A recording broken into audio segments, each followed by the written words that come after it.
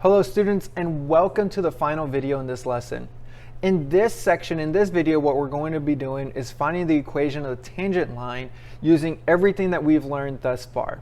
Let's get started. So as I said, we're going to be wanting to find the equation of the tangent line to the graph of the functions at the given point. Okay, so we're going to be using a lot of the derivative rules that we found so far. And so remember, you're going to want to find like the point of tangency and the slope of the tangent line. And we're going to do that in our first problem here. So I have f of x is 2x minus 1 times x plus 1 squared. So first thing that I want to find is I want to find, okay, what is f of x in polynomial form? So let's write this out. So this is going to be 2x minus 1 times x squared plus 2x plus 1. And let's keep going with that. I'm going to multiply that out. It's going to be 2x cubed plus 4x squared plus 2x minus x squared minus 2x minus 1. And let's just simplify that, combining our like terms. 2x cubed plus 3x squared. Oh, those are actually going to subtract out 2x minus 2x. And so then I just get minus 1 on the end there. All right, now let's find the derivative using our power rule. So f prime of x is going to be 6x squared plus 6x. Yeah, that looks pretty good here. And so I want to find the point of tangency. So if I find the point of tangency here, in order to do that, I need to find the function at -1. So f of -1. Okay, so then I'm going to go 2 times -1 minus 1. And I need a parentheses at the beginning of that. And then -1 plus 1 squared. Well, -1 plus 1, that's going to get 0. So 0 squared. And then 0 times anything, I'm going to get 0 here. So what's my point of tangency? I'm going to get the coordinate -1, comma 0. Now I want to find the slope of the tangent line. Well, now I'm going to substitute -1 into my derivative. So f prime of -1. And so I'm going to go, okay, 6 times -1 squared plus 6 times -1. All right, so -1 squared, that's 1. So I get 6 minus 6, which is 0 right here. So my slope of the tangent line is 0. So let's write out my equation using point slope form. That's going to get y minus the y value that I found, so minus 0, equals my slope, which is 0, times x minus the x value that we have, which is -1, so x plus 1. And if I simplify this, just going to just say y equals 0. It's going to be that the equation for that tangent line at -1 is going to be a horizontal tangent, and it's going to be a horizontal tangent that's essentially just the x-axis. All right, let's jump over to our second problem. F of theta is 4 sine theta minus theta. We want to find this when theta is pi over 2. So let's start by finding f prime of theta, and that's going to be 4 cosine theta, because the derivative of sine is cosine, minus 1. Okay, so now I want to find our point of tangency. Pretty much is always going to be the same process, but finding the derivative, we're going to get different answers. All right, so I want to find what is f of pi over 2. And so I'm going to substitute that in. So 4 sine of pi over 2 minus pi over 2. And I'm going to get sine of pi over 2 is 1. So I'm going to get 4 minus pi over 2. So what's my coordinate? My coordinate's going to be pi over 2, comma, 4 minus pi over 2. And that's my point of tangency as an exact value. So then now I want to find my slope of the tangent line. My slope of the tangent line is going to be f prime of pi over 2, which is going to be 4 cosine of pi over 2 minus 1. Cosine of pi over 2 is 0. So I'm going to get 4 times 0 minus 1, which gets me -1. So let's write out our equation now. So I'm going to get y minus 4 minus pi over 2 equals my slope, which is -1, times x minus pi over 2. And that right there is going to be my final answer. I know it looks really weird, but it is the equation of the tangent line. I'm going to challenge you to actually go and graph both of these, graph f of theta, and then graph that tangent line that we just found and see if it is tangential at theta equal pi over 2. All right, so now let's look at our third problem. G of theta is 2 theta plus 3 cosine theta. So let's start by finding g prime of theta.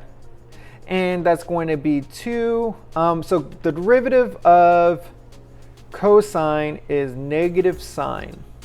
All right, so let's simplify that. I get 2 minus 3 sine theta. And then I want to find that point of tangency again. So to find that, I'm going to get g of pi. Okay, because we want to find it when theta is equal to pi. So g of pi is going to be 2 times pi plus 3 cosine of pi. All right, so I get 2 pi, and then cosine of pi is -1, so I get -3. And that's going to be the y value for that point. So the entire point of tangency is going to be pi, comma, 2 pi minus 3. Those are the x and y coordinates for that point of tangency. And so now I want to find that slope of the tangent line, and I want to find g prime of pi. And so g prime of pi is going to be 2 minus 3 sine of pi. Well, sine of pi is 0, so I get 2 minus 0, which is 2. And that's going to be my slope for the derivative. And so to write this out, I'm going to get y minus 2 pi minus 3 equals my slope, which is 2, times x minus pi. And that is going to be my final answer for the equation of the tangent line for g of theta. And again, I'm going to challenge you to actually go and check this answer using a graphing calculator. Now we got one more problem where we want to do it for h of x. So we do need to rewrite this again. So let's rewrite h of x real quick. So h of x is going to be 2x on x to the 3 halves. And let's subtract the exponents there. So I'll get h of x is equal to, let's see, 1 minus 3 halves is going to get me -1 half. So 2x to the -1 half. Now let's find h prime. All right, so I'm just going to do that right here. So h prime of x is going to be, we'll bring the exponent down and subtract 1 from the exponent. So -1 half times 2, that gets me -1 times x, and then -1 half minus 1 is -3 halves. So if I simplify this, h prime of x is going to be -1 over x to the 3 halves, okay? Maybe something like that, and I could even rewrite this again with, I can rewrite this with the radical in the denominator, so -1 over the square root of x cubed. Maybe that'll help later, we'll see. Okay, so then I want to find my point of tangency, so I find my point of tangency, and that's going to be h of 2, and so I get 2 times 2 in my numerator over the square root of 2 cubed. And so what do I get with that? I get 4 over the square root of 8. That's it. We could just leave it like that. And so my point that I'm going to get is 2 comma 4 over the square root of 8. And then let's find our slope of the tangent line. So our slope of the tangent line is going to be, I want to find h prime of 2. And that's going to be -1 over the square root of 2 cubed. So 2 cubed is 8, so I'm going to get -1 over the square root of 8. All right, so let's go through and actually write out our equation. So I'm going to get y minus the y value of my coordinate, which is 4 over square root of 8.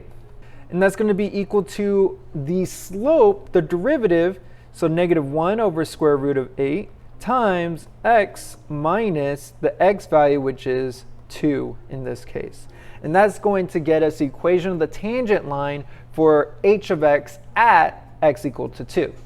Let's keep extending our thinking, our ideas about the equations of these tangent lines. So given the equation of a function, how might you actually determine the value or the values at which the function has a horizontal tangent? So what I think about is that a horizontal tangent, well, to me, that just means where we have maximums or minimums. So then how do I determine what's the value of the derivative for those maximums or minimums? Well, I know that f prime of x at that point should come out to be 0. All right, let's keep going with that idea. So at what values of x will the function f of x is x cubed plus x have a horizontal tangent? So let's start by finding f prime. Okay, and what we'll do is we'll set that equal to 0. So f prime, I get 3x squared plus 1. And so I want to set that equal to 0. So 3x squared plus 1 equals 0. I'll get 3x squared equals negative 1. Divide by 3. So x squared equals negative 1/3. And then take that square root. So x equals the positive or negative square root of negative 1/3. Well, what happens when we're taking the square root of a negative, you're ending up with imaginary solutions, which is not something that we're going to be handling. So there's no real solution here. So since f prime of x equals 0 has no solution, then f of x will never have a horizontal tangent. But that may not always be the case. Let's look at the second problem that I have. At what value or values of theta, which will the function f of theta equals theta plus sine theta, will it have a horizontal tangent? And we're only going to look on the interval from 0 to 2 pi. Okay, so keep that in mind. We're only going to be looking at 0 to 2 pi, including 0, but not 2 pi. So let's start by finding our derivative. So f prime of theta is going to be equal to 1 plus cosine of theta. And then I'll set 1 plus cosine of theta equal to 0. And let's solve for this. So I'll get cosine of theta equals negative 1. And then I want to find, okay, where is theta equal to inverse cosine? And that's going to be of negative 1.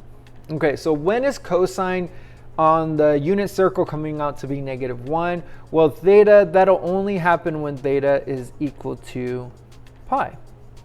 Okay, and that value right there, think about what we did. So right here, we set it equal to 0. Well, why did we set it equal to 0?